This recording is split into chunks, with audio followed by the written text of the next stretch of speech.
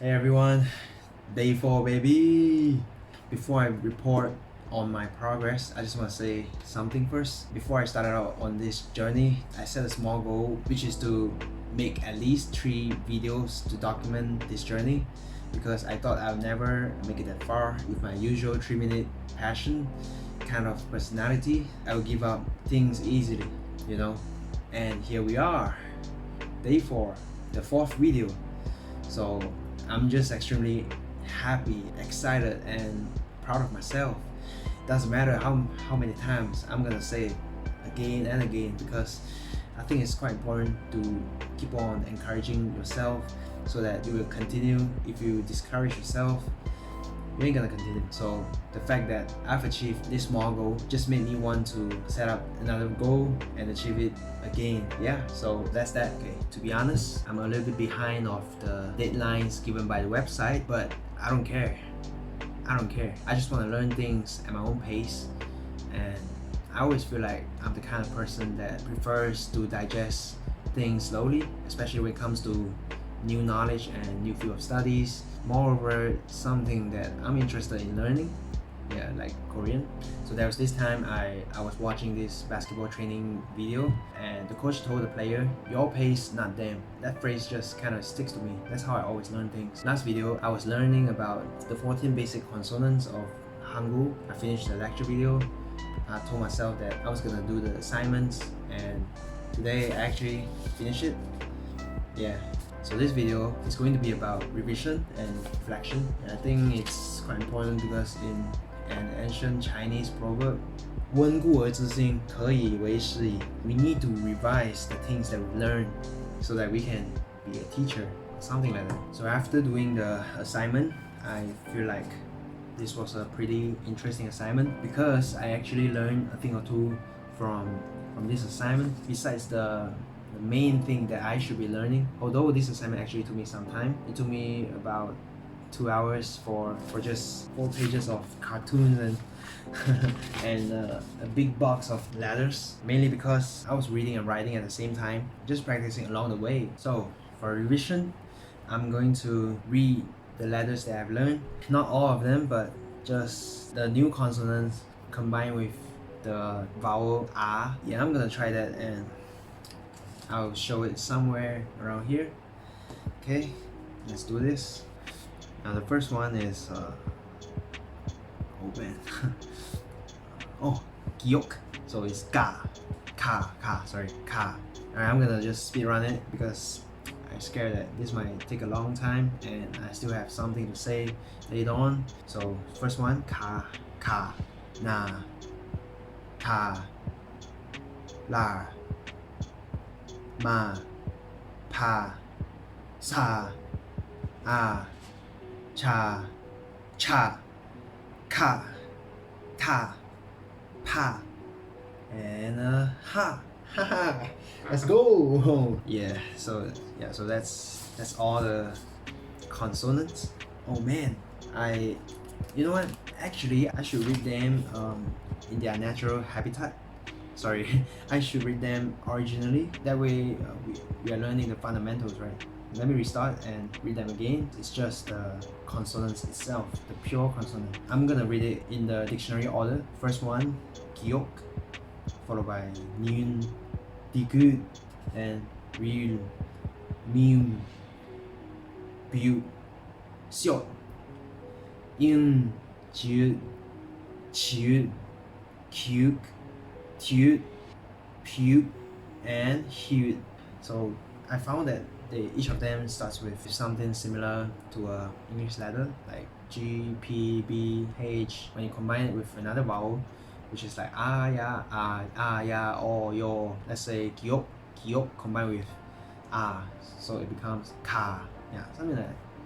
It's pretty interesting. After doing the assignment, I discovered some interesting facts that I want to share and document it. The first one is about the consonants. There are a few letters that sound almost the same or exactly the same, but it's hard to differentiate them. For example, ta and ta, cha and cha, pa and pa, especially cha and cha.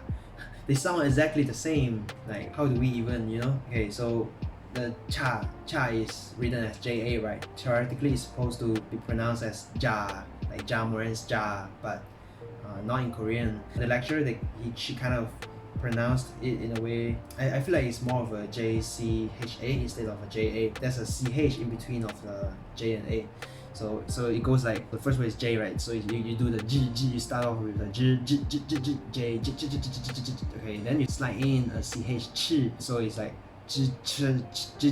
then the vowels kicks in here, so it's cha, yeah. I don't know, that's what I feel. So yeah, from here we know that they don't necessarily imitate the English pronunciation. For another example, the letter sa on paper it's written as SA, right? But there's a bit of a SH going on in there, you know, so it's like a sha, blew the wind out of your mouth, like sa. It's like the snake slithering, like sa. Yeah, it's pretty interesting to differentiate the things that I've said just now, like ta, pa, cha. I realized that the latter part has a stronger tone or stress to it. In Chinese, there are 4 main tones, right? Yin, Yang, Shang, Qi. According to the dictionary order, almost the first half of it are either the first or the third tone or a mix of both, like ka, na, ta, ra, ma. It's kind of similar. That's what I discovered. So for the last 5 consonants, they have a strong 4th tone. For examples, cha, ka, ta, pa, ha. Yeah, it's pretty strong. The stress is pretty strong. Yeah. Now, if you look at cha and cha, you see the difference? The difference is in the tone, I guess. I'm not a professional. I didn't look this up, but I just listen again and see the difference. Another discovery is memorization. When I'm reading and writing the Korean letters, I always try to memorize them, but I know that we could never brand them directly and exactly onto our mind, even after a few times we see the word. So I realized that in order to memorize them, we need to have some sort of creative ways to tackle this problem so that there won't be some boring, soulless, dead characters that you're not gonna remember even after a few tries. For me, I usually link the characters to something interesting or exciting or even relevant to your daily life so that you can recall it the moment you see the word. I feel like I need to share this because I think this could help somebody out there struggling with memorization, and also you might even relate to my method. The first one is giok.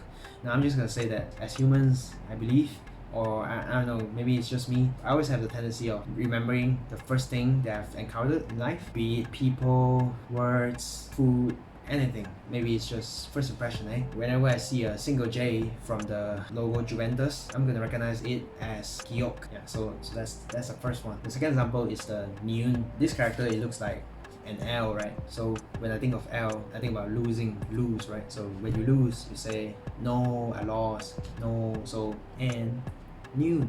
Yeah. Simple as that. Another example is the consonant siok, the splash. In Chinese, there's a character that looks exactly like this, which means human. So when I see this character, I think about human, right? And in League of Legends, which is a video game, there's a champion that's called Sion, and he's a humanoid. So I relate these two things together, Sion and Siot, because they kind of are spelled in the same way. Siot and Sion, S-I-O-N, S-I-O-T. The fourth example, okay, now this one is interesting. I like this one. This one is cute, right? So it looks like double J when it's paired with a R, so it's pronounced as Ka, right? Ka. When I think about J, I think about Jordan, Michael Jordan. Here it's a double J, so I think about Michael Jordan and here, LeBron James. Jordan, obviously the king, but alright man, my brother is not gonna like this, but I'm just gonna say it, you know, it is what it is. LeBron called himself the king, so double J, Jordan and James, they are kings, I guess. Kings start with K, so it's Kyuk. Yeah. The last one is Pa. How do I remember this? For me, this one, it looks like the two from Roman numerals. Roman numerals, I think about Roman Empire. Empire, I think about Persian Empire. Persian, it starts with a P.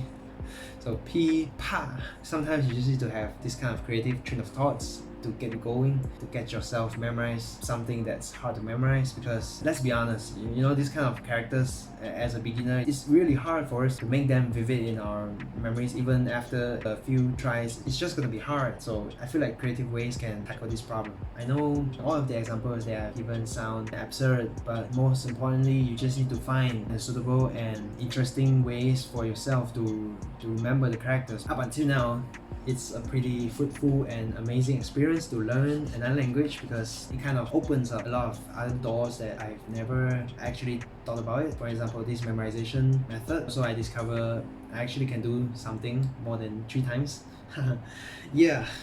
And all in all, I learned about the main consonants and also more vocabularies, and I'm quite happy about that. Another thing is that I was a bit amazed that I can somehow type something with a Korean keyboard. Yeah, I know it's not difficult because their format is kind of the same as Mandarin, so you start from the left to the right, or you start from up to down, but you just need to know where are they on your laptop, on your keyboard. This video is probably gonna be a little bit longer than the previous ones, but I'm really happy that I actually have something to share, some discovery that I've made, because the purpose of this journey is to document and to push myself forward. So I actually think I did that, and I hope that I'll keep on learning, and see you all in the next one.